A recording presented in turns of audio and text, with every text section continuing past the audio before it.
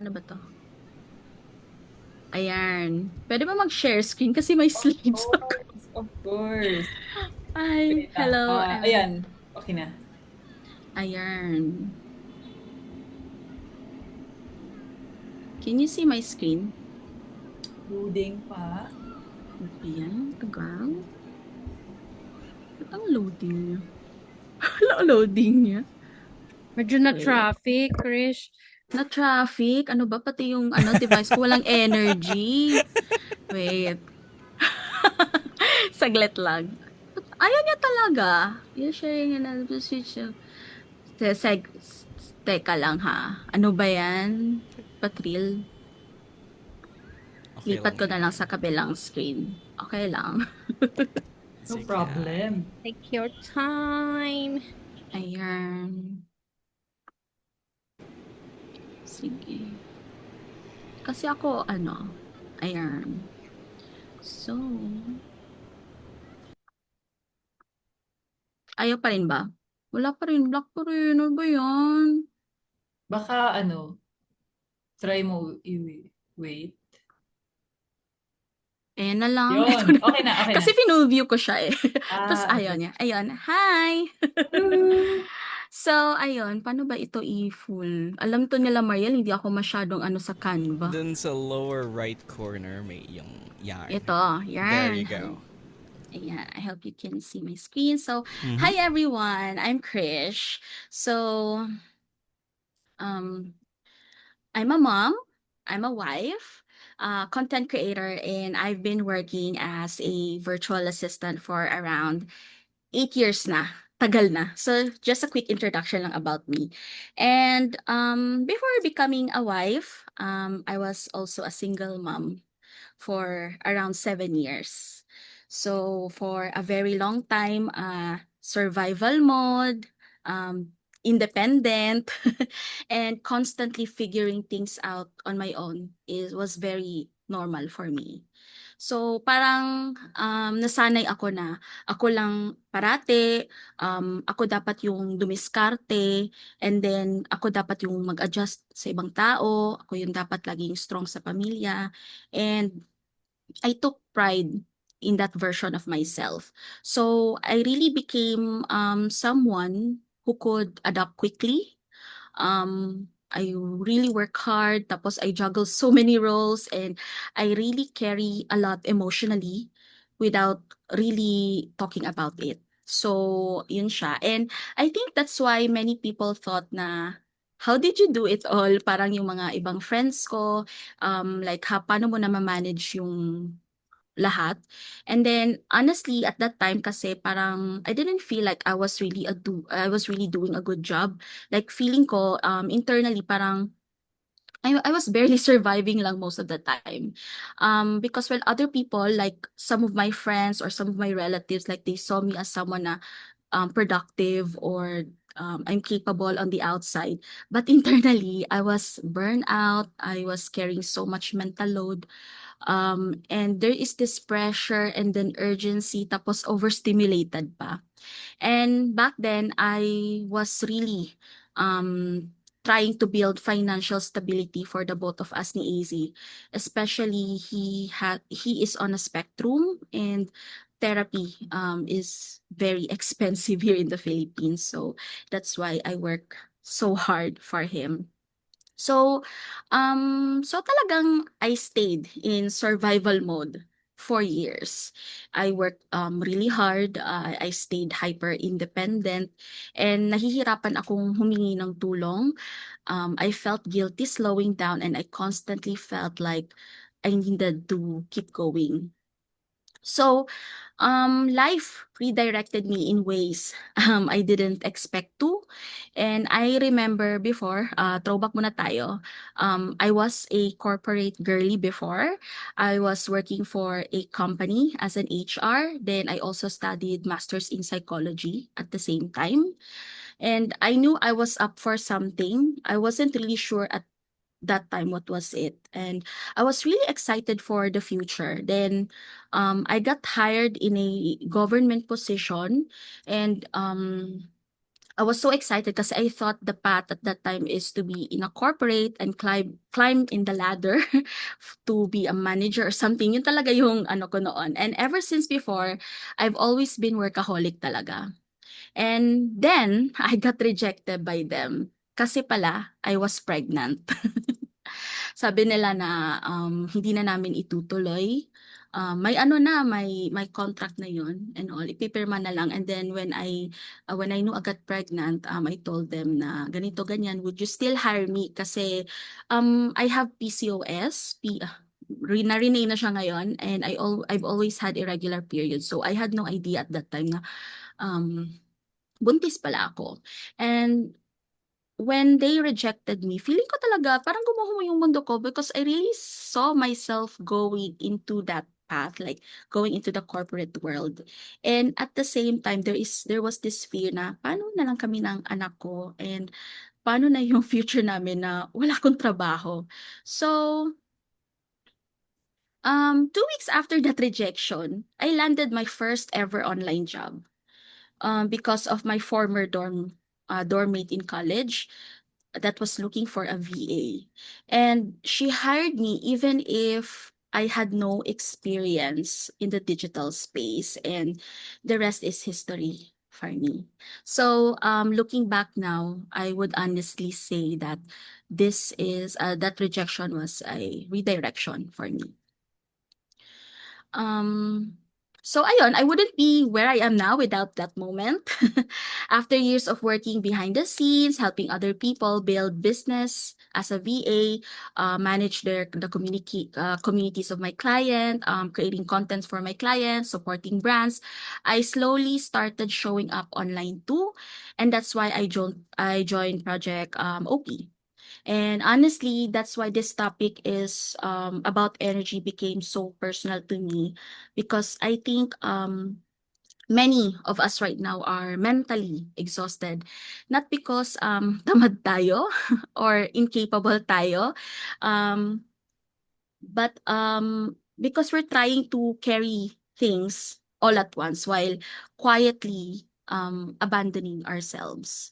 So tonight, I just really want this to feel like an honest conversation or sharing of my story, not from someone who mastered balancing perfectly, but from someone who is still learning how to be ambitious, be creative, be multi-passionate without constantly living in survival mode. So, ayun. Um, So, ayun, tonight, I'm just not really here to teach some revolutionary productivity system or like give you some routine or framework, because trust me, I already tried all of that. So, okay. So, ayun, I thought I had a time management problem. I tried time blocking, Pomodoro, waking up early, doing the hardest task first, productivity apps, deep work, multitasking, consuming endless content about routines, discipline, and how to optimize life. And I am not saying those things don't work, uh, but because I know so many people who genuinely thrive with solid routines, strict structures, and productive systems. And some of those things work temporarily for me too. But I think what I eventually realize is that not every system fits every season of your life. So, especially when you're juggling multiple roles, carrying emotional load mentally, trying to survive, trying to provide, trying to heal something, and at the same time, still trying to figure yourself out. So, for me personally, the issue wasn't that the systems were bad. It was that I kept trying to force myself into these routines that really no longer match my actual life, my capacity, or my nervous system. But personally, none of them really felt sustainable long term for me. Again, I am not really saying that this won't work for long term to everyone, but this is for me in my current chapter. And eventually, I realized why. Because my issue was never just about the time management. It was the way I was living. Before I became intentional with my energy, I was really constantly overstimulated, as in mentally noisy all the time. Like even during rest days, I still felt guilty for not working. Maybe some of you can relate to this, yung technically nagpapahinga ka naman, pero mentally, parang shucks, gusto ko pang magtrabaho, parang nakaka-guilty. Iniisip mo pa rin yung mga pending task mo na bukas pa naman yung deadline or next week. Tapos, nagre-reply ka na sa utak mo sa mga messages and emails. And feeling mo behind ka kasi, oh, bakit ito siya successful tapos ikaw parang stuck ka pa rin or feeling mo dapat may ginagawa kang trabaho, parang wala ka ng karapatang mag-rest, ganun. So, that was me for years. And I was always mentally somewhere else. Nag-check ako ng like notifications habang kumakain, thinking about work while bonding with my family, opening my laptop, every few minutes, kumbaga doon. Like, because feeling ko I always had to be available. Like, yung mag-chat lang yung client ko na need nila. Ito, akala ko rush na siya, so i-open ko na yung laptop ko agad-agad. So, if I'm being real, a huge part of that really came from fear. Fear of disappointing people, fear of losing opportunities, fear of clients leaving, fear na baka irresponsible akong tingnan kapag hindi ako nakapag-reply. So I became someone who was always on the go, kumbaga. So hindi ako marunong mag-say no noon. Hindi ako marunong magpahinga without guilt, and I didn't know how to emotionally disconnect from work. So I really had no boundaries. And from the outside, of course, productive talaga kasi I was really getting things done. I was showing up for my clients. I was showing up for my family, for my friends, handling multiple responsibilities. But internally, talagang nakakapagod siya. And I was also short-tempered before. Although I'm still am, there are some moments that I still am, but grabe talaga yung always talaga ako like on the rush, like grabe overstimulated talaga ako. And because I was rushing through everything, minsan nagkakamali na rin ako sa work. Talagang apektado din yung work output ko kasi overload na nga yung mind ko. Apektado na din yung output ng task. Marami ng mali-mali kasi ang dami na pumapasok sa utak mo. So, ganun. And then, ayun. So, when productivity became self-abandonment. That's for me was the scary part. So like when we live like this long enough, parang we stop noticing how disconnected we've become from ourselves. Parang naging normal na siya. So parang we normalize the exhaustion, we normalize the overstimulation, we really normalize being mentally overloaded, and we normalize carrying everything all at once. And then, eventually, parang I started losing the spark for things I genuinely used to love. And I've been working as a VA for years, and I really used to do everything. Like I enjoyed helping my clients, I enjoyed helping my friends, I enjoyed being so productive kasi workaholic talaga ako ever since. Pero grabe talaga when how burnout changes you. Kasi it changes your relationship with things that you used to love. So there came a point where I would literally feel sick opening social media because I was so burned out. Yung niche ko noon when I started as VA was Instagram management, engagement. So talagang umabot ako sa point na I could not open IG for like almost a year kasi talagang burnout talaga ako with doing things. And yun, that really scared me because doon ko talaga na-realize na hindi talaga siya sustainable and hindi pwedeng ganito na lang forever. And one of the biggest wake-up calls for me, it was not like productivity related. It was with the relationship. Like, my husband would keep reminding me na, uy, hindi pwedeng ganito na lang parati yung workload mo.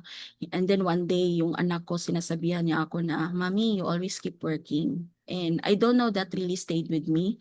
Kasi doon ko na-realize na I was working so hard for the people I love, but mentally, I wasn't even fully present with them anymore. So, and I think that's when I started questioning everything. So, ayun, what's the point of building a life if you are too exhausted to experience it? And what's the point of constantly being productive if internally you already feel disconnected from yourself? And I really learned the hard way that productivity can quietly become self-abandonment, especially when your worth becomes really attached to constantly being needed, constantly being available, constantly doing something. And I really thought the answer was becoming more disciplined.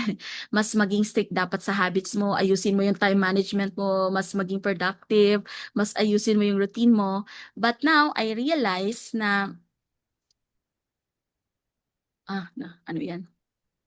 Ayun, the issue isn't really, the lack of discipline. Maybe my exhaustion is trying to tell me something instead of something I need to ignore or push through. So, hindi, yung issue talaga is not the lack of discipline. Sometimes the issue is the emotional overload. So,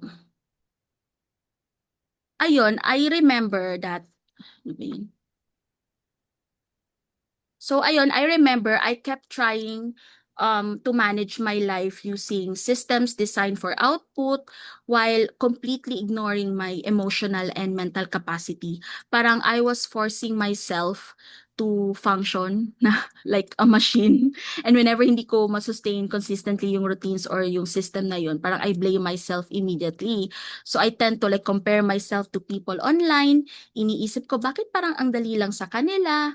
Why certain systems work for them but not for me. And honestly, may mga moments na iniisip ko na, baka tamad lang talaga ako or baka undisciplined lang talaga ako. And then slowly, burnout started teaching me things I refused to acknowledge before. Like maybe not everything deserves immediate access to me. Maybe not every message needs an instant reply. Maybe hindi ka talaga kayang i-carry lahat sabay-sabay. So, ayun, maybe my exhaustion really is trying to tell me something that, or instead of like something I need to ignore or push through. So, ayun, nawala na yung ano ko. Feel ko nagkagulo yung slides ko as in.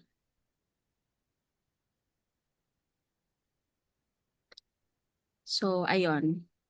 Feel ko nagkaloko-loko yung slides ko. Anyway, so ayun, how do I do more? What is draining me? So ito, yung parang mindset ko no is, how do I do more? And it now turns out to, what is draining me? So it's more of like recognizing ano ba talaga yung nakakapag-drain sa akin? What are those triggers? What are those patterns that drains me while doing this?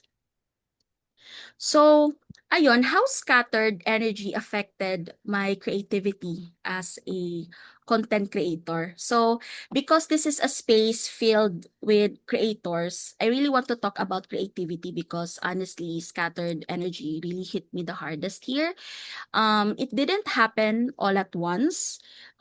It was gradual.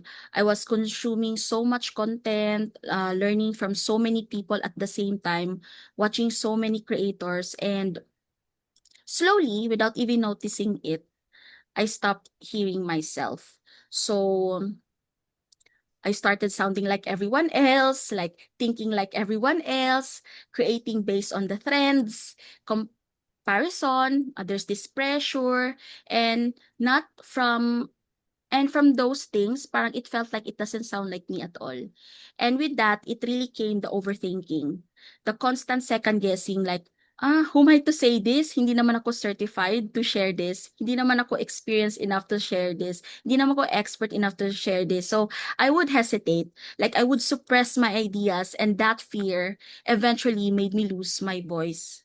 So, because, ayun, like, when you're always looking outside yourself for validation, you stop being able to hear what's inside of you. So I think this happens to a lot of creators like now. Right now, like we're living in a world where constantly exposed to everyone's success, everyone's branding, everyone's confidence, and it becomes so easy to feel like you're behind or like your perspective isn't just enough. But here's what slowly here's what I slowly realize na people really connect with honesty. People really connect with lived experience, with truth that they can actually feel. And at that moment, I just started sharing from genuine reflection. Like everything felt lighter, more aligned, and more like me. So now, am I perfect at this? No, absolutely not. There are still days when I do most lazy content, like truly rock bottom effort, and I'm fully aware of it while I'm doing it. Kasi, like, minsan I'm sitting there like this is not it, like this is not the content creation, but also life happens. Some seasons you're just flowing, some seasons you're just surviving, because hindi naman natin kontrolado yung life, so sometimes you just go with the flow and show up as usual even if that content isn't, but I think that's actually the point here kasi there is this awareness already na I already know the difference now between content that I showed up for and the content I just push out. So, and that awareness is already growth for me. So, and for me, content is really about energy. Because for me, energy transfers talaga. Like the person watching can feel it. And even when they can't really name it, when you show up scattered, like you're performing, you're trying to be someone you are not, people can really feel that. And when you show up honest and grounded, that also transfers to your audience as well. And I think we've been so conditioned to um chase, virality, to measure our worth by views and reach and numbers, that we forget why we started showing up in the first place. So, yes, going viral is great. Reaching more people is great, but the number that has moved me most was never in the thousands. Like, it was the very few people who would comment to my post. It did not go viral, only had low views, but something in that content reached them. That kind of impact that no viral moment can really replicate because it wasn't manufactured and it was felt. So before the goals, before the monetization, before the strategy, the most important question talaga here is, why are you showing up, 'di ba? Is it to inspire ba? Um, is it to inspire ba? Do you want to be honest with your audience? To share something true from your own lived experience? So why are you showing up? What is your intention? Is it aligned ba with the energy you bring into your content? The impact finds the people who need it the most? Maybe hindi naman siya thousands, or maybe it's not, maybe just hundreds or less, and it's totally fine. So So, after going through that season of burnout and overstimulation and the clarity of the importance of energy management, I asked myself, how do I stop abandoning myself while still building the life that I really want? So, that changed everything for me. So I want to share what genuinely helped for me, not as universal advice, but as things that personally work for me in this season of my life. Um, so the first is really setting boundaries. And I know that word gets thrown around a lot, but for me it was real and it was really hard because before parang wala talagang boundaries yung access ng ibang tao sa akin. Like someone messages me while I'm working, I would reply instantly. Someone would ask for a favor, I would say yes immediately. Something distracts me, I follow it every single time. Like pag gusto makipagkita ng friends ko, G ako agad. And the problem with that is every distraction you're going down the rabbit hole. So mentally, I was always somewhere else. So now, when I feel myself becoming overloaded, I always pause, breathe, and ask, urgent ba ito? Can this wait?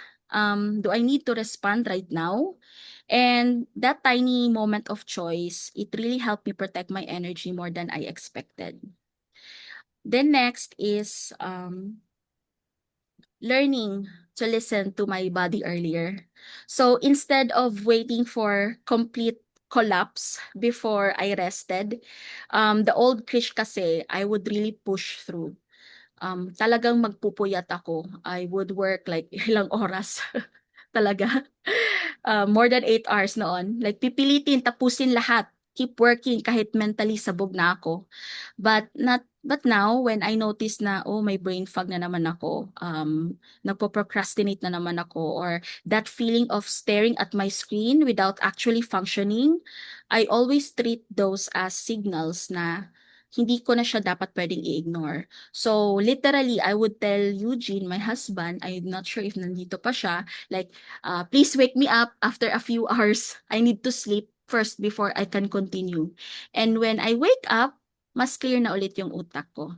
Because rest is not always laziness. So somehow, or sometimes, rest is also work kasi it's regulating you. It's how you really come back to yourself. Also, that's why quiet time becomes so important to me as well, especially as an introvert.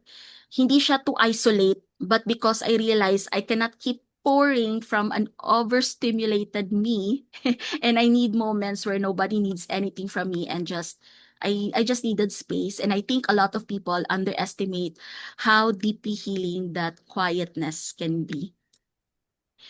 And then learning how to prioritize. So another thing that really helped me was learning how to prioritize, like really prioritize, not just feel like everything is urgent at the same time.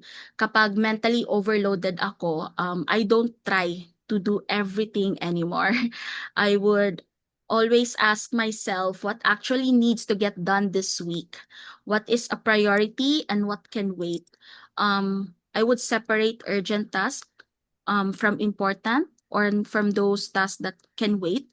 And that alone took so much weight off of me. So I used to think doing multiple things at once meant I was really productive, but really I was just mentally scattered and replying like I would remember that I would reply while we're eating, to my client. I would reply to my clients while eating, although may moments pa rin ngayon na ganyan ako, but like not as worse as before. Working while still bonding with my family, scrolling while resting. My body was always in one place and my mind was always somewhere else entirely. And also that connects with communication. Kasi before, I used to carry that pressure alone and really absorbing the stress without telling anyone. So now I am more proactive. If my school activity yung anak ko, if I will go on a trip, um, if I'm really overloaded or feel ko ano ako ngayon, like my brain fog ako, I would say it early to my clients and even to Eugene, to my family. I would really, like disclaimer, medyo, communication talaga. And people respond better to transparency than to silent panic. And I've been surprised by how much understanding is available when you really communicate what your body needs and what you really need right now. And people would respond better, surprisingly. And I also learned how to ask for help and actually receive it. Kasi before, I thought independence meant carrying everything alone. I thought that outsourcing some things felt like weakness for me, and I was so resistant to outsource.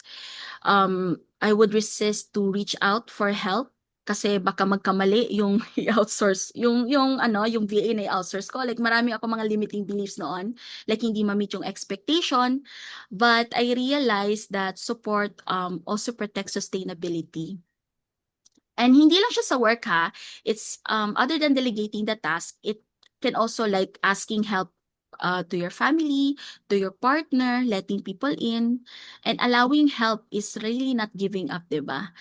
There's this wisdom in really allowing people to help you, because I think so many of us aren't just exhausted from doing too much. We're really exhausted from mentally carrying it all alone. So learn how to ask for help. And as a creator specifically, one of the most important things I did was be more intentional with what I really consume online. And I know that's ironic coming from a content creator, but I was genuinely addicted to finding answers. More courses, more videos, more strategies, because I kept thinking maybe the next thing will finally fix me. But then eventually I realized too much information without integration can become a noise. So now I consume less and really apply more. And that's why sa Project OP, if may mga feedback minsan si Louie na hindi ko siya nai-implement agad, initially I would feel guilty talaga of not implementing it right away. But I really learned how to like honor what's in my chapter right now. And like I would just, like go with the flow and just remember the feedback that was given by Louie, and I will implement it in the future if the time is right na. So ayun, and I also started talking to myself differently when comparison would spiral. Kasi of course, we would see so many content creators that, like share the same things as we are. And before I really would caught myself like, gosh, ang galing niya, ganun. And then I would always remind myself, oy, Krish, hindi mo, she already started way earlier than you. You are in an early chapter pa.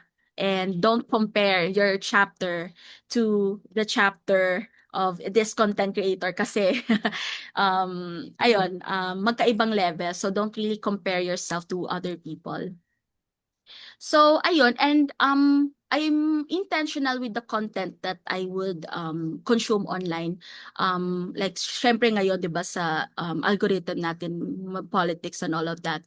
If I would really catch myself na matitrigger na ako like shocks, matitrigger na ako sa mga ganap sa Facebook. So ginagawa ko, pumupunta ako ng TikTok, tapos pag ganun pa rin yung algorithm ko, talagang sinesearch ko yung mga favorite ko.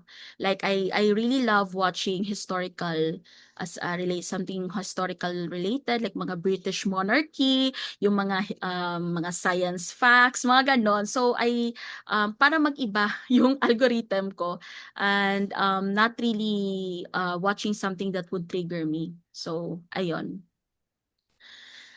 And underneath all of this deeper work, yung pinaka-importante talaga is the inner work, healing, and this self-awareness. Like really understanding my triggers, understanding my patterns, recognizing where my energy goes and why. And that kind of reflection, of course, did not happen overnight. And I'm still in work in progress, but it really changed how I see myself. And what I also realized though is this, like it's really hard to reconnect with yourself when your environment constantly pulls you back into survival mode. So that's why the people around you really matters. Your community matters, your support system really matters, because healing is genuinely difficult when you are surrounded by people who don't respond to your growth, your boundaries, or your peace. So it's really important that you're surrounded with solid community and environment that really supports you in your chapter right now. And maybe the biggest mindset shift of all was really learning to come back to the present. Like not constantly living in the past, not constantly obsessing over the future, and less just like asking, what needs my attention now? What is aligned to me right now? What actually deserves my energy now? Because the past doesn't define me anymore, and the future version of me should inspire me and not pressure me. So, the power of now. And I think that's really what intentional energy comes down to.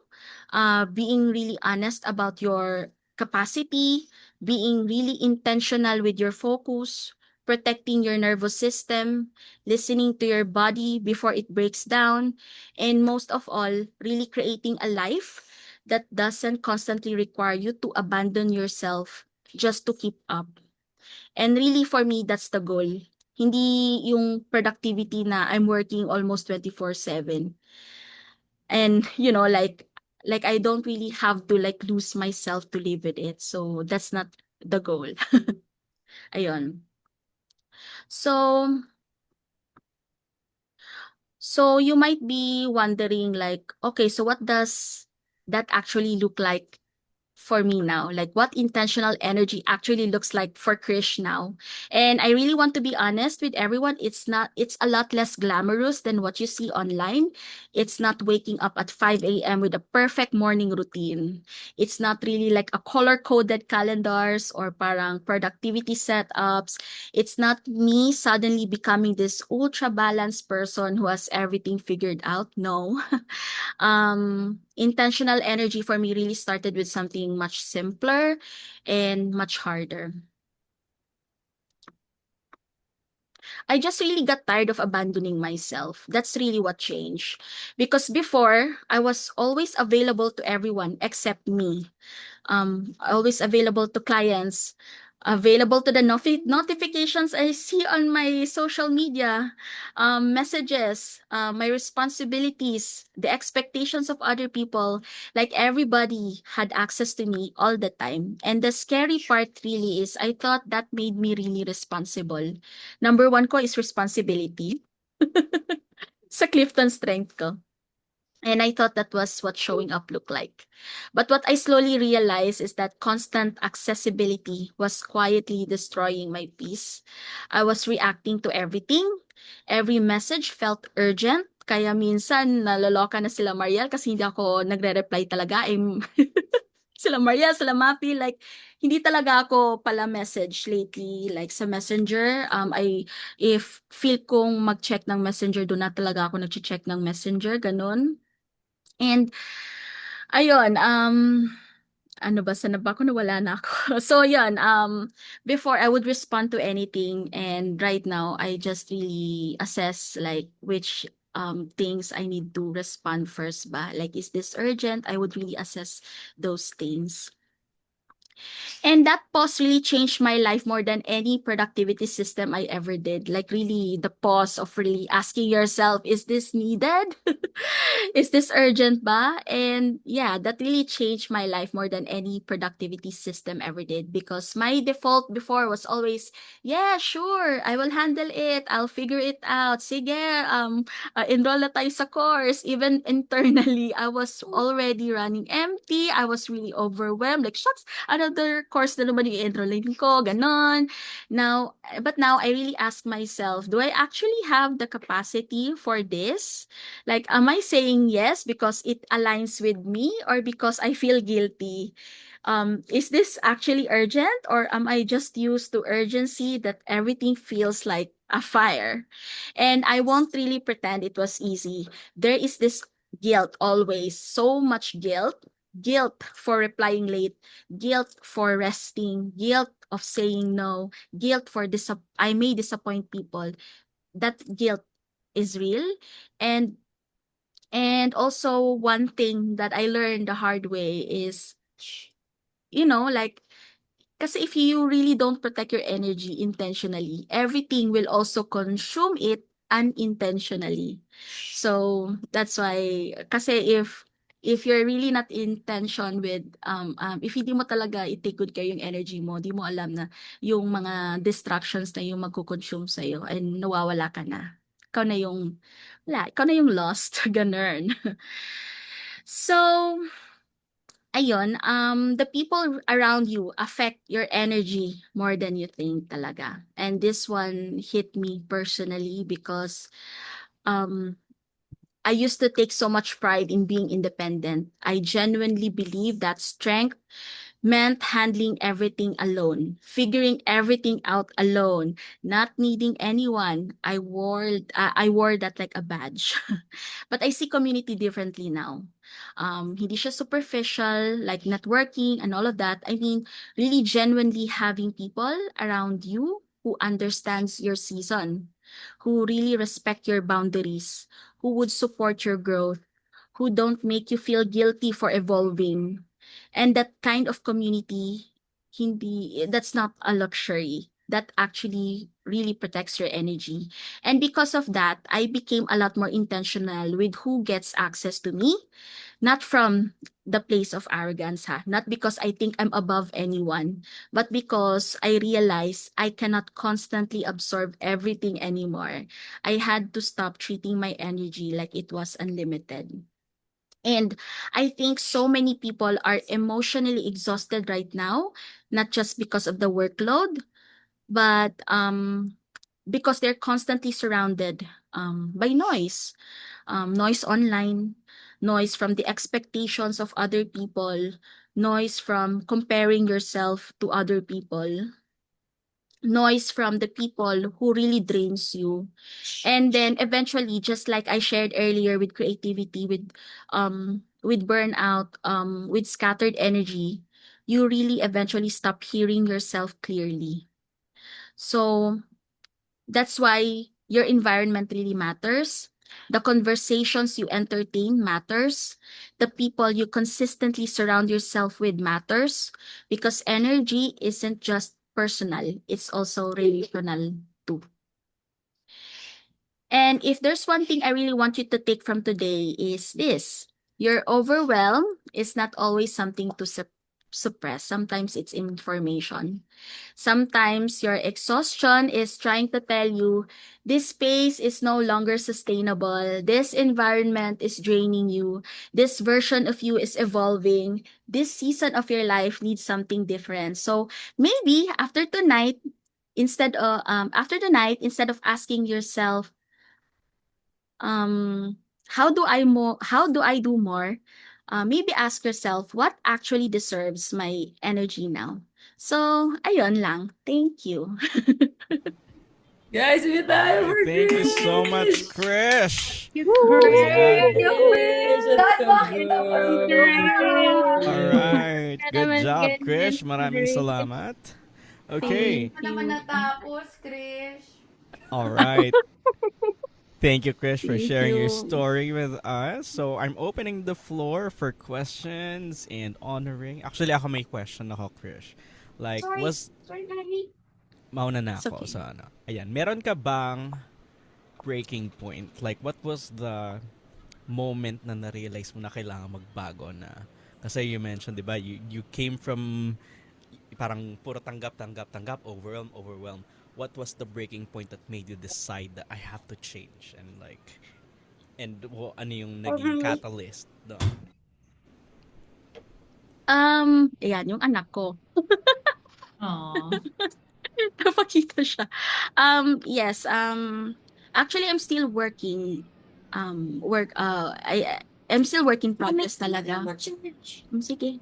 Di ba? Ngayon na pa siya nag-ano rin, natapos na akong mag-share. Sige, doon ka muna kay Papa Eugene. Go. Full ako? Sige, nandito sa ka, Papa Eugene. Mute ko muna, ha? Cute. Ang cute! Eugene, kunin mo daw si, ano, Ayan, si kinuha AZ. na niya.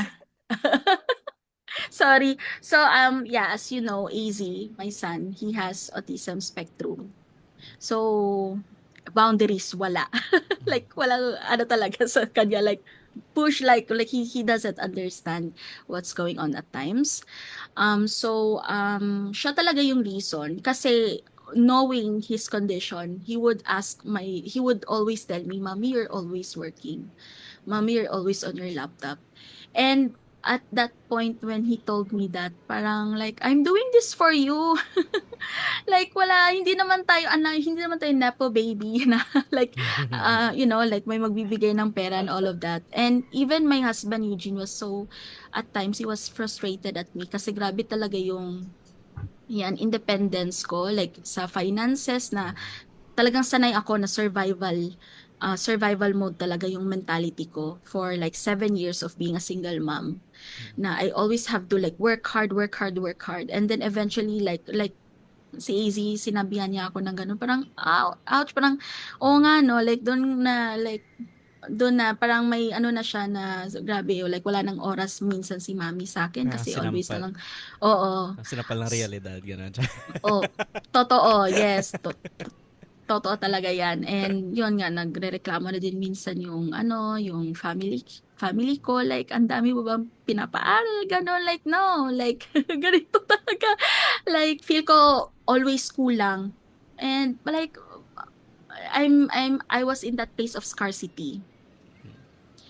And I had to work para hindi ako magkulang. Ganon yung mentality ko noon. So, I changed for easy. But still, it's work in progress. So, ayun. Alright. Thank you so much, Krish. O yan, so makinig tayo sa mga sampal ng realidad. Sabi nga niya, Kami, sumampal nga kay IC daw kanina. Teka, sabi ni Krish, Sabi, magdala ng shield. Lahat na lang tinampal ako bawat slide Uy, hanggang si sa Gio mag-unmute. Hindi kasi sabi ni Krish din, di ba, sometimes yung burnout, it can be a Sabi sa signal, kita, Gio. di ba, na kailangan pakinggan natin. Diba? Yan, okay. Basahin mo Maf, na yan. Basahin mo na yan, Gio. unahin ko na ba yung... May question mo. Na-honor kasi kami ni Mafi. Ah, Wala namang sige, sige. question. Sige, Question. Sige Unahin na, na si Gio, Gio. na-miss ka kita, Parang Gio. siya dapat Na-miss magbasa ka. niyan. Go, Gio! Go, Miss ka Gio. namin. Go, Gio. Magtanong Ang hirap naman magtanong dito. Gusto ko lang naman ma-engage kayo. Gusto ka nga namin ka-engage. Go, engage. Oo. Hello po, ate mo, Krish. Ate mo, Krish. Anyo. Kasi po, Gio. 안녕하세요. Kasi po, you talk about being intentional po with who gets access to you, no? Paano po ba when yung mga draining people, family mo or long-time friends mo na you can't unfollow in real life? How Good to question. navigate that po? Thank you so Oo. much. Ayun, really, for me lang, what really works for me is always acknowledging what's really going on right now with these people and really have this space of like, hindi ko to control, like, I don't have to absorb yung like yung mga triggers na nangyayari sa kanya. It's really not, kasi noon I would tend to be, like be affected a lot with what's going on, like especially sa dynamics namin minsan sa family ko, like minsan nag-aaway kami minsan ng, for example, like ng mama ko, tapos umiyak ako kasi like, hala, bakit parang kasalanan ko, ganyan ganyan, like wala namang ginagawang masama, may mga misunderstandings, but then eventually instead of like blaming myself, I would always like go back, like I would step back and like see the bigger picture na okay, so hindi talaga, like hindi ko talaga kontrolado, like it's their own like patterns, and it's not my responsibility to like really cater to this, kasi no matter what I do, may masasabi pa rin kasi sila eh. So if that's your thing, then okay, it's really up to you how to really create that boundary, whether ano ba, like if alam mo ba na this conversation might turn into something triggering na, then murag like wag mo nang ano yung self mo, like mag-step back ka na konti, like going there na yung conversation, matitrigger na kayong dalawa, so like segue or like like ihina na muna ako, ganon, just really like wag mo na talagang patulan, kumbaga, kasi hindi mo talaga kontrolado yung ibang tao, it's really them. So yun yung nag-work sa akin with those people that had, like, tawag yan, like mahirap kasi talagang mag-set ng boundaries with those people, but eventually, mapapansin din kasi nila yan if like really consistent ka talaga in setting the boundaries. Of course, it's really, it's unfamiliar in the very beginning, but if consistent ka, like, firm ka talaga sa boundaries mo with this person who always triggers you, parang like, okay, like, magtataka ka na lang talaga na, but bigla na lang, like, may change of dynamics na. But it's really important to recognize those patterns between the both of you, what really triggering you, and really trust the field that at least those recognition, like, oh, I identified that this could be the possible triggers, then work on that, not maybe directly to that person, but like that's like form of inner work din kasi, like for me, which I'm currently doing right now, identifying it and work on it. But that doesn't mean that you have to directly work on it with that person who triggered you. So again, well, that works for me, but yeah, yun. Maraming salamat po. Meron pa po akong follow-up question. Perfect. Okay. Go, Gio. Ayun si Go, Gio. Uy, nakamute ka, Gio. Thank you po sa pagsagot po, Ate po, Krish. Yes. Ano yung question mo? Ayan Di po. ko kasi Sige, nakita yung tatandaan chat. ko po na mag-set po ng clear na boundaries po. Sige po, magsalita po kayo. Or no, go on. Baka may question ka. Hindi po kasi po nabanggit niyo po yung building a life po, no? Ano yun? What's the point of building a life if you're too exhausted to experience it? Sabi niya po. How does it look like na po sa inyo ngayon? What does a life worth experiencing actually look like for you right now? Ang gandang tanong yan. Kayo po. It really boils down talaga with your intention and your biggest why. Like, andito si Emily. She's, yan, hi Emily. So, Emily is my client, but I don't name her as client because she's really like a family for me. So, for me is really being intentional with how I live right now. In like for example, right now, ayoko lang talagang magtrabaho 24/7 like I used to before. But how would that connect me? Like, paano ko ba ma-achieve yung like parang financial? Like, I always connect my intention now towards my goal in the future. Like, paano ko ba siya gagawin ngayon in connection to my future? Like, okay, I want to have like a good financial, like financial or savings para kay AZ. But does it really have to be like me sacrificing working all the time just to give that life for AZ? No.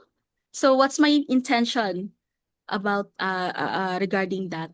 And my intention is to show up to AZ for my family, but at the same time for my future that I could have like a saving for him. So what can you do now to shift that? And ask yourself, okay, maybe there's another way to do that without me like sacrificing something. So for me, it really goes down with your intention and not really like doing something against your intention. So, well, I don't know if I'm making sense right now, but like it's really kung ano yung ginagawa mo ngayon, align talaga siya sa intention mo of showing up right now towards sa future goal mo. So, ayun. Maraming Super- salamat po. You're welcome. Paano po kapag naipit naman po kayo sa sitwasyon na Go lang, go. kasi sa ano niyo po sa example niyo po no anak paano po kung ano bang tanong ko? Yung matatapakan na yung boundary niyo pero kailangan niyo tong gawin para sa anak niyo. Pero hindi ka masaya. So paano na po? magpapakatotoo ka ba doon sa boundary mo para dun sa ano Yes. o ang thin Ex- line nun? exactly. Always trust what's true for you and do what is true for you. Kasi if yung if natatapakan ka tapos you're in and if this person really was paano ba yung term yan, like parang hindi na niya nirerespeto yung boundaries na sinet ko, I would really confront this person. But of course, hindi ko siya agad-agad i-confront ha. Like, I would always assess, worth it ba ito i-confront? Like, hindi ako agad-agad like, like kahapon lang ha. Just an example like yesterday. So, I had this, like relative na nagtaka na ako, ba't niya ako biglang inunfollow, I know, not like in-unfriend sa Facebook na wala naman kaming like, like away. Tapos kapitbahay ko yung pinsan ko, na ba't niya ako biglang in-unfriend sa Facebook, wala naman kaming like away and all of that. So, honestly, na-triggered ako kasi wala akong ginawang masama. So, I sat down with it and then kinausap ko si Eugene. Sabi ko na I'm really triggered. So I'm identifying, I really acknowledge my emotion. I'm really triggered and I didn't know what I did. So, and again, it's her ano naman, 'di ba? It's my cousin's freedom to like do whatever she wants, and she has her own reasons why she unfriended me. So I, like, kaya in-emphasize ko talaga yung importance of like community or having like safe space or like someone that you could talk to and be, like share your inputs to. Kasi, sabi ni Eugene sa akin kagabi, he asked me, worth it bang i-confront siya? Like, would that change everything? If alam mo yung katotohanan, how would you handle that ba? Would that change the situation? So like, oo nga no. So always like assess the situation and also like look back and like, okay, if I would like confront this situation, would I be willing to accept the consequence of this? Worth it ba siya? If I need to cut off this person who like like disrespect my boundaries, is it worth it ba? If yes, then go, do that. Wala namang mawawala sa akin if I cut this person off. So like do that, like confront, trust really your what you feel. And so yeah, yun lang for me. Wala lang ko sabi, but yun. I hope this answers, Gio. Yes, it answered po my question. Thank you so much for taking the time to answer po. Kumawayo. Oy. Ayan, so assess guys, assess. Kailangan maging mapanuri. Mapanuri. Charot. Alright, let's go, Mafil. Gumapit. Wala, kung kailan nag-CR siya. Ay, nandiyan na siya. Bakit Binilisan mo ako niya. nilaglag? Sama ng ugat. Joke lang. Okay lang, lalaglag ko dito speaker natin. Actually, Krish, I just wanted to say super, super proud kami sa'yo ni Mariel. Walo, kala ko di na ako may iyak kasi nakakatawa lang yung puro tawa lang tayo kanina. Pero ay, ano ba yan? May nasagot pa akong tawag. Mamaya ka na tumawag. Ayun. So, super proud for you kasi syempre parang na-witness namin yung journey mo along the way. And super laki ng difference from where you are now. As in, I remember, actually before pala, medyo ilalaglag ko lang din si Krish. Sabi niya sa amin ni Mariel, parang dapat daw ito na lang yung pagsalitain nyo kasi parang mas may systems na siya, parang mas ma-manage yung energy. So parang kino-compare niya yung sarili niya dun sa isa. Tapos ang sabi ko sa kanya, actually no. Kasi hindi naman sa kung sino yung mas magaling or kung sino yung mas magaling mag-manage ang energy. Kasi it all depends sa atin on how we handle it. What's different kay Krish is that she's a mom, and the fact na on a spectrum pa yung yung child niya.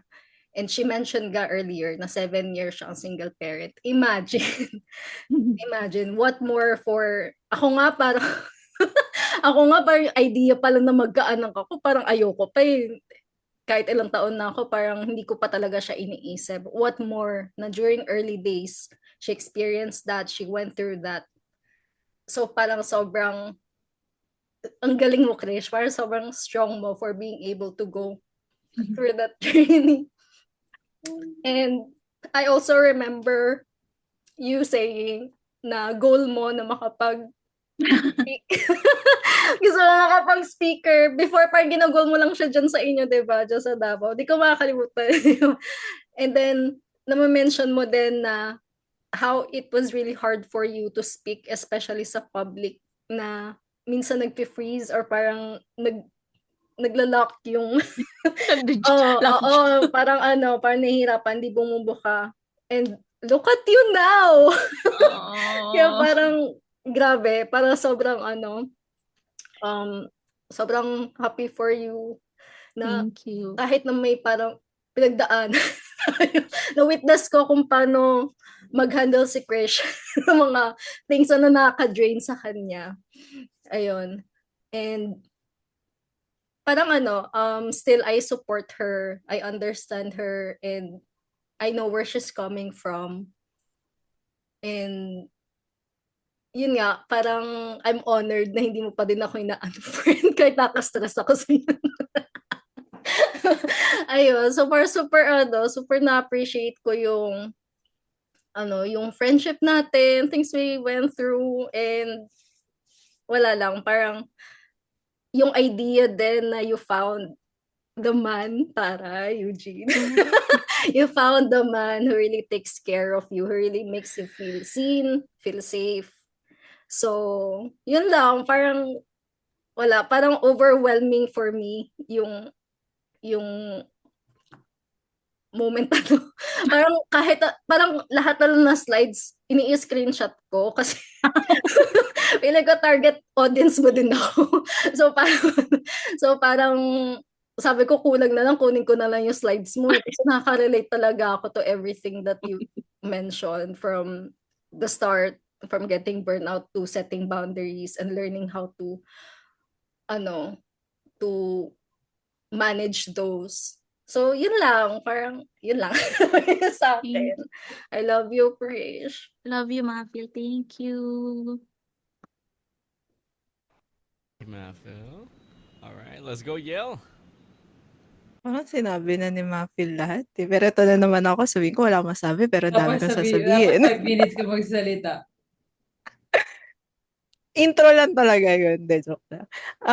Ayun, Besh, parang I'm so proud of you na seeing you all these years. Parang kung titingnan nga natin, nagulat tayo 5 taon na yun nakakalipas simula nang maging magkakaibigan tayo nila Mafil. Parang it's sobrang dami from different era of our life yung nasubaybayan natin sa isa't isa. Parang iba't ibang version of ourselves na nakita natin nag-evolve all throughout those years. Ba yan? Ba't ako yung naiiyak? Sabi ni Mafil, siya yung iiyak eh. So yun, parang sobrang nakaka-proud lang na naalala ko, shinare mo yun sa atin, nag-goal setting tayo. Tapos sinabi mo na you want na mag-talk ka in front of people that are aligned with you. Alam ko medyo ganun yung word mo that time. Tapos, eto ka na ngayon. I know this is something na sobrang out of your comfort zone. Kaya sinabi mo sa akin na sasali ka sa Project OP, parang for me, it's something na you're stepping out na agad sa comfort zone mo. Kasi alam ko kung ano yung maa-unleash yun ni Louie on that certain version of yourself. And alam ko sobrang aligned niya in the moment na you're doing your inner work. And I know it's a perfect integration for you na ma-process mo siya through your content and share your journey to other people and touch other people's life. And wala lang, parang grabe yung growth mo all these years from being a single mom. Tapos seeing Eugene being there for you na sobrang supportive niya sa'yo all throughout the years. And ayun, as a friend, alam ko sobrang low maintenance friend, dating tatlo, tayo nila Shai, nila Eliza, pero once na mag-PM ako sa'yo or something na tawagan kita, pag tinawagan kita, alam kong sasagot ka. Kahit na alam kong, pero dapat hindi sa messenger, dapat sa phone, sa phone mo ako tatawag. Pero yun, I know you're someone na, you're a good friend na will always be there if you need someone. Alam ko na dyan ka. If nangangailangan ako ng kaibigan, alam ko na dyan ka. And alam mo din naman na andyan ako for you. And if malay mo, kailanganin mo, kung malay mo, lumipad ako ng Davao. Ganun. So, yun. Just continue growing. And I know, ma-achieve mo din lahat in life. And I'm so proud of you in this version of yourself. And I'm excited to na makita yung mga next version mo and how you will grow moving forward. Love you, Besh. Love you, Bench. Ayan. Thank you so much, Yael, and thank you so much, Chris. Chris, again, for sharing your story and your wisdom to everyone. May ano din ako, Jay. Oh, go, Louie. Wala ko mag-last ako. Krish, thank you so much sa generosity mo tonight. Grabe talaga. Sabi ko nga, pag pinapanood ko yung reel ni Krish, parang ikaw lang kinakausap niya. Parang nakikita niya yung kaluluwa mo. Ganun type of person si Krish. Sobrang, sabi ko nga sa'yo lagi na unfair advantage mo the way you speak. Kasi hindi lang because magaling ka magsalita, pero kasi ang dami niyang pinanggalingan.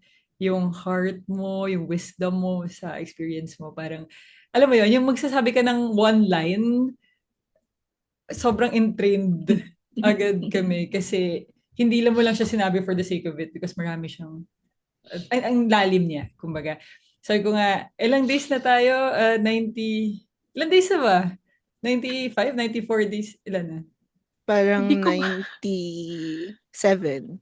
Day Ay, 97 na ng Project 96. Day 96 na ng Project OP Batch 7. Patapos na. Pero ngayon, na listening to your talk, I mean, because of your content, nakakakita na ako ng mga portions of who you are and yung pagkatao mo, pero like, how deep it went, yung inner work. And then ngayon, ano yung tinatahak mo ngayon? Yung family constellation. Yeah, alchemical constellation. Alchemical constellation. Like, that's super interesting. That parang ang galing na, parang sobrang bagay with everything na pinaglalaban mo ngayon sa gigil mo, sa brand message mo. Nalala ko, nag-start tayo sa Project OP, MPB pa lang to, tapos mag-start tayo sa OP.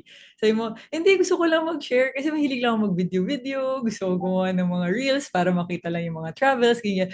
Tapos grabe yung evolve, grabe yung character development mo all throughout yung Project OP. And kasi nga ito yon, like nagsa-surface na, and with your talk right now, sobrang resonate with boundaries. Pareho lang tayong hindi nag-reply. pero I think may improve ako dun. Pero nagigets ko yung pag-protect ng energy, and ang ganda ng pagkakasabi mo na, yeah, it makes a lot of sense. Kaya din you get to be who you are, you get to be a great mom sa anak mo, and great wife sa husband mo, and kami dito na pag nasa Project OP ka, very present ka with the community, with the people there, with the women there.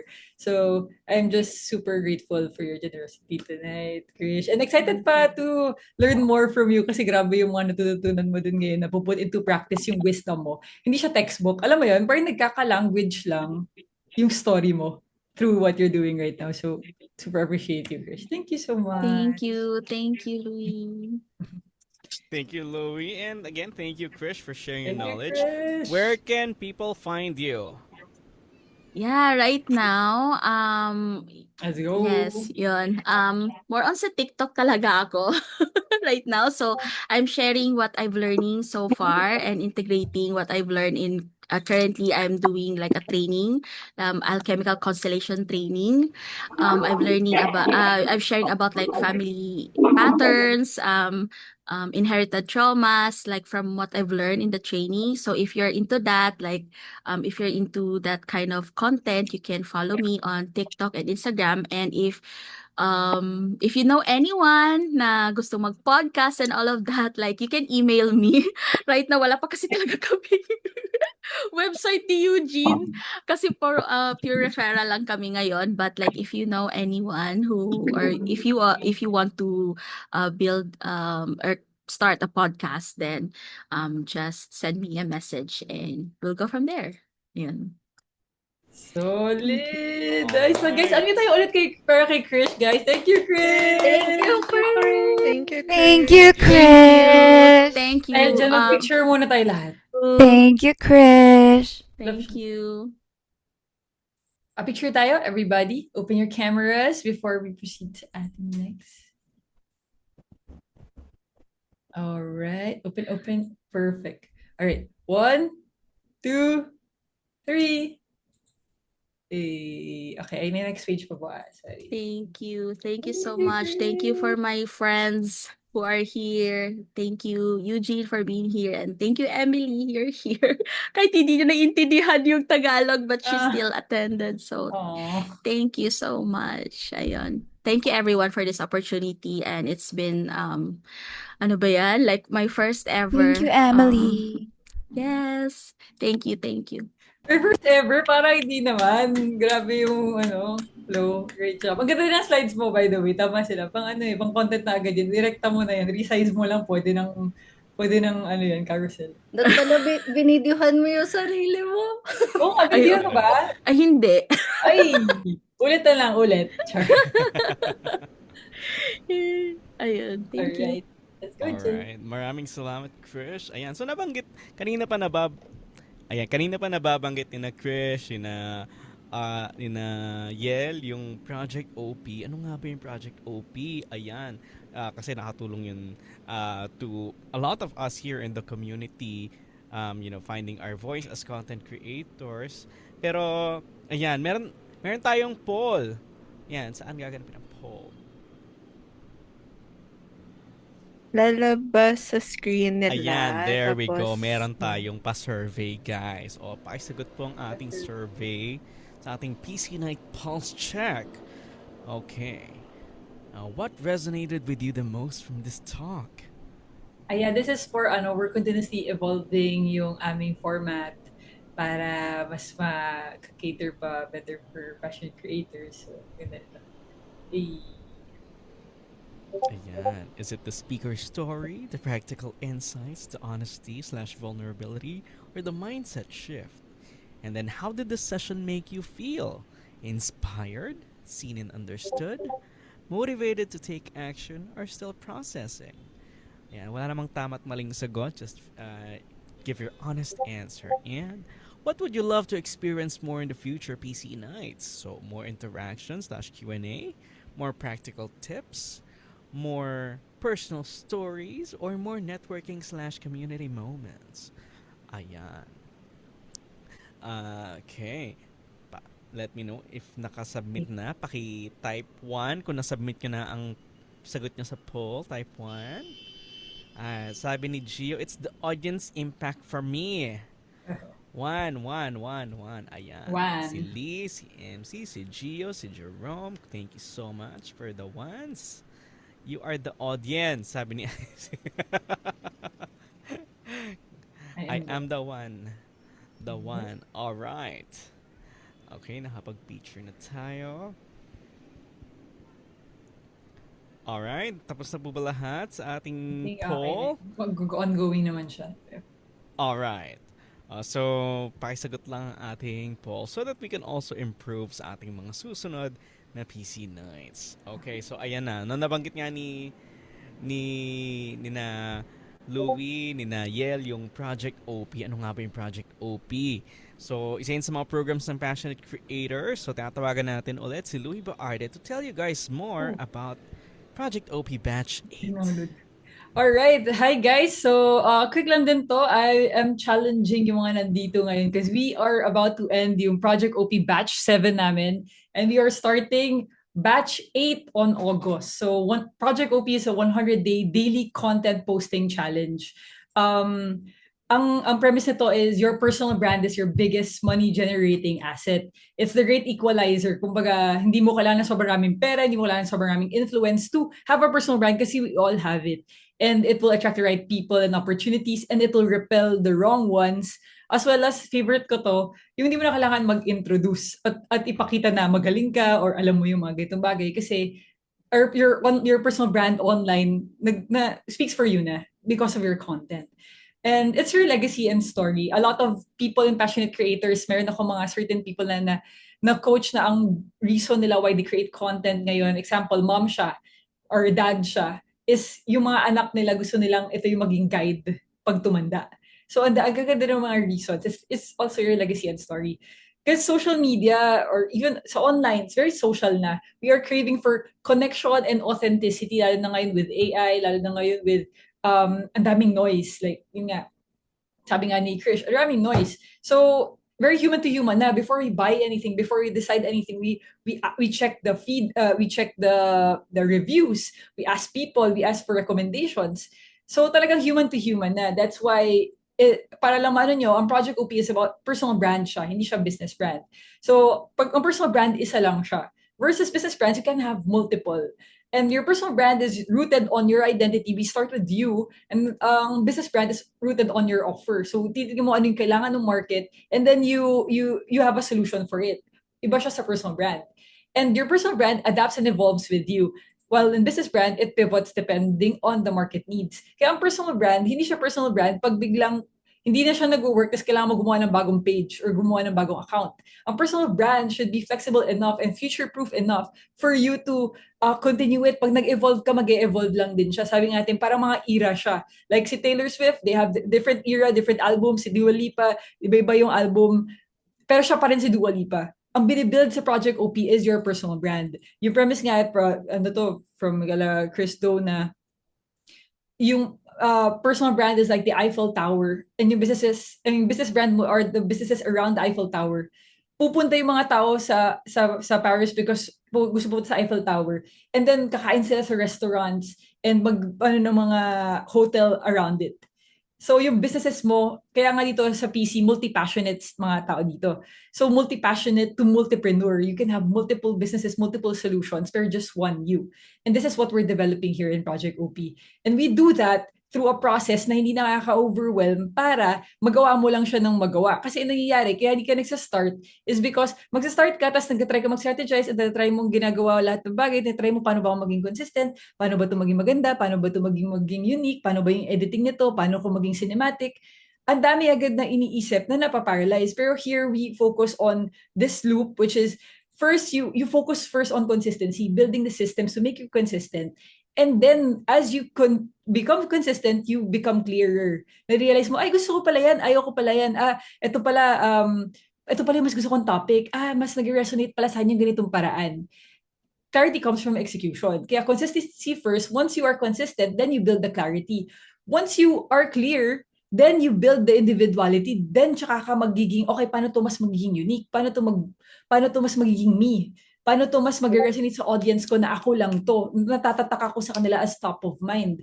Once you do that, tsaka ka papasok sa strategy, which is, yung strategy is, okay, now how can we make better hooks? How can we increase the reach? How can we get more brand deals? And then, of course, tsaka ni sustainability, which is once na-build mo na siya, okay, ano yung mga monetization ways, paano yung funnels and everything. It's a loop. And then once you start a new era, nagbago ka ng life stage, nagkaroon ka ng anak, kinasal ka, nagkaroon ka bagong trabaho, mag-focus one ka ulit. So it's not like level 1, 2, 3, 4, 5. It's focus. So ibig sabihin, minsan kahit nandito ka na sa strategy, biglang nag-iba yung life stage mo dahil nag-resign ka, mag-focus one ka ulit kasi nag-iba yung routine mo. Sa passionate creators, we're not full-time content creators lahat. Mostly are part-time, heart-led content creators. So we adapt depende sa lifestyle mo. Kung meron kang job during the day, tapos may ginagawa ka gusto natin yung content is part of it. It's not out of the way. Hindi siya magiging out of the way para less friction. We want to integrate content creation and personal brand building into your regular routine. So, ang goal dito sa Project OP is not to aim for 1 million followers. We aim to create your first 100 content in this era. That's why, ang ginagawa natin, you improve little by little per post. As much as ang daming strategies out there, iba talaga siya. It's, personal branding is, what do you call this? Lagi ko sinasabi to eh. Ang personal branding, kasi mirror ang content eh. It's a journey of self-discovery. So as you create, as you post, you learn more about yourself, then mas natitweak mo siya at mas nagiging mas ganun yung voice mo. A lot of people sa Project OP starts hindi nagpapakita, yung magpakita ng face. And then they keep on creating kasi may challenges na yap session may yap session challenge sa daily for the week. You need to do talking heads hanggang masanay ka na, tapos mamaya sobrang natural na alam mo na yung boses mo. So here, Project OP is designed siya para maging solusyon for overthinking inconsistency and ineffective content creation. As opposed sa iba na parang, okay, gawin mo to, ito yung template, you do this, very individualization type yung PC, yung approach natin dito. Ang ginagawa natin is to find your style, ano yung intention mo, ano yung style mo, ano yung gusto mong gawin, and then we find your voice and your way, ano ba yung gusto mo, and then we find a way to make it work. Kasi iba-iba naman talaga tayo. We have here equipping sessions, 15 weeks kasi siya, so 100 days. 15 weeks siya, we have different, unti-unting binibigay yung mga kailangan yung makuha, like hook, algorithm, pero not all at the same time. Ina-apply siya unti-unti kasi nga ang goal dito is maging consistent ka muna hanggang unti-unti clear, and then individuality and then strategy. So again, 7 batches na to since 2024, I think 2024. Features lang niya is we have weekly Kaizen sessions. Every Tuesday, we meet up for content feedback or for sharing of struggles, sharing of wins. This is required. Ito pala, then, ang daily posting here sa Project OP is 100 days siya. And then if 3 days, meron kang 3 flags. Pag na sumagad ka na 3 times kang hindi nakapag-post, tanggal ka sa accountability group. So ang goal is hindi malagas. Tulong-tulong kayo ng mga buddies mo na pwede kayo mag-share ng flag, but ang mangyayari is dapat sabay-sabay kayo parang ipupush talaga sarili niyo na mag-post.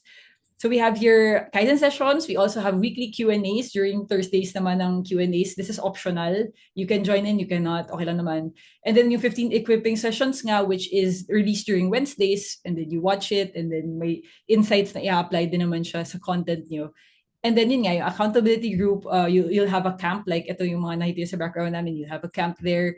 And then we have content creation systems, frameworks, challenges. Kasama na dito yung PC Hub, which is yung sa Discord, yung access sa Project OP doon. And that community, yung camaraderie at community na mabubuo doon. And insights tracking and analysis para data-driven yung pag-improve natin sa Project OP. Like, kung may pag gusto mo, bakit gusto mas maraming comments, gusto mo mas mag-increase yung reach nito, or bakit ang daming nag-viral ako, bakit iba yung na-attract. Everything is data-driven, so we analyze it and create strategies for you. So yeah, it's been 7 batches na. Ang dami nang nangyari ito. Tapos at the end kasi we have get-togethers for the top 10.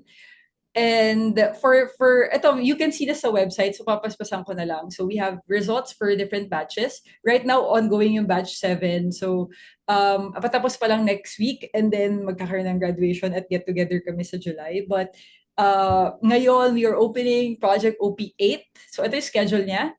Ang start ng daily posting is on August 3. Pero before that, we prepare. We prepare para equip ka, hindi ka magme-mema post. And this preparation is not really super heavy. It really requires lang deep dive into you. So we have, so it's August 3 to November 10. And then may orientation sa July 7.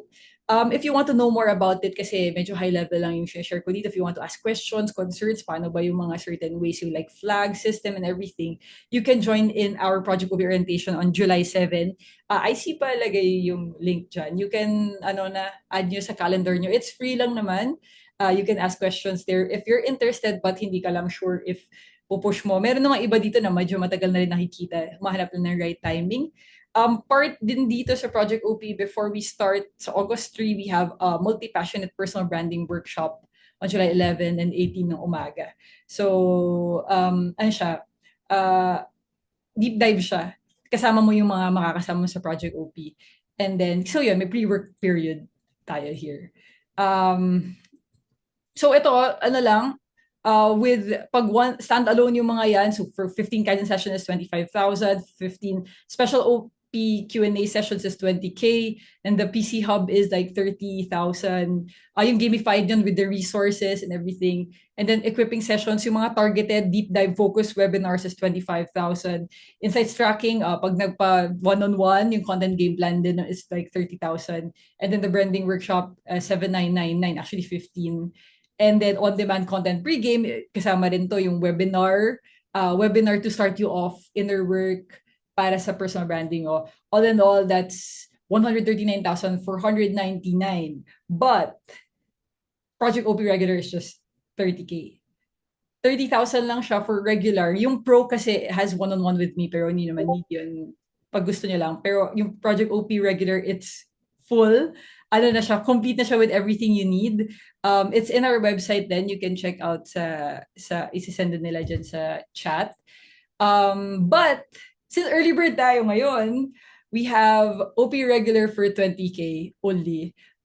This is until July 10, 2026.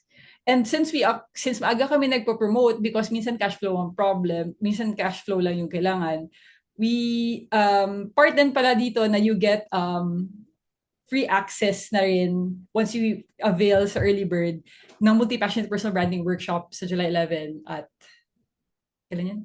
July 11 at 17. July 11, 17. So, you get that already for 20K. Everything na mention ko sa inyo and yung guidance talaga. Pati yung community. Di naglo-load to. Ayan. So, ito yung multi-passionate personal branding workshop. You have interactive sessions dyan, like group consultations and yung manifesto. That's part of it na, I mean, this is separately sold, but pag OP ka, kasama na siya. Ayan, interactive sessions yan. But wait, there's more. Daming promo. Hindi tayo magandang promo. We have an installment promo para mas maano lang sa cash flow nyo. You can, kasi ang Project OP ngayon, max na namin 20 people. 20 people per group. Dati umabot kami 30 plus. Hindi mas ma-optimize pag 20 or less. So max na namin 20. So if you want to lock in a slot para mag-join sa August 3 daily posting tsaka weekly coaching natin, down payment is only 4,000. And then June 15, July 15, and August 15 yung installments. Itong promo na to is for this PC night only. It's valid until May 18 ng 6 p.m. Pero it's gonna be 25 instead of 30. Pag installment. Pag full, it's 20. Did I miss anything? So yeah, again, we hope you join us sa mga mag-OP this batch. It's on August 3 to November 10. We have weekly coaching, whipping sessions, insights analysis, accountability group, and more than that talaga. I feel like makikita niyo rin from kung meron kayong makilala na nag-OP na, it's more than just ano yung tingin nyo. Like, there's so much more wins than the results, although there are results.